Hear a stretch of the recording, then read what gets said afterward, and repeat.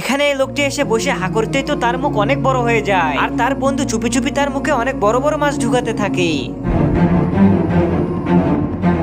আরে ভাই হয়েছে, মাছ অনেক বড়, আমার পেটে তো একটু জায়গা নেই। আরে চুপ থাক, এখানকার সব মাছই নিতে হবে।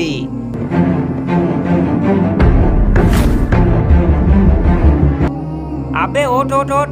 আরে ভাইজান দাঁড়িয়ে আছেন কেন, কি লাগবে আপনার? আরে জনাব আমার তো অনেক মাছ লাগবে।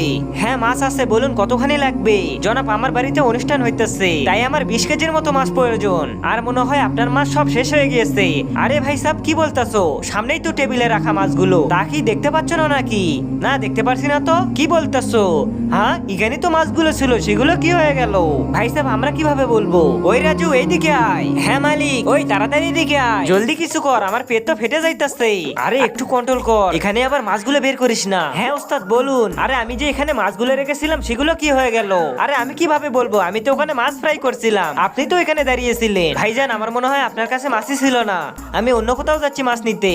আরে ছিল মালিক, আমার এদেরকে দেখে খুব সন্দেহ হচ্ছে, চলেন এদের পিছন পিছন যাই। হ্যাঁ চল যাই। আর আগে দেখবো কারা কারা শয়তানকে হারিয়ে আল্লাহকে ভালোবাসে। যারা আল্লাহকে ভালোবাসো তারা ভিডিওটিতে একটা লাইক দিয়ে চ্যানেলটিকে সাবস্ক্রাইব করবে, আর যারা শয়তানকে ভালোবাসো তাদের কিচ্ছু করার দরকার নেই। আরে বস এখানে, আর তাড়াতাড়ি মাছগুলো বের কর। আব্বে তাড়াতাড়ি জোর লাগা। ওস্তাদ জোর লাগাচ্ছি তো, কিন্তু বের হচ্ছে না। আরে একটু ভালো করে জোর লাগা।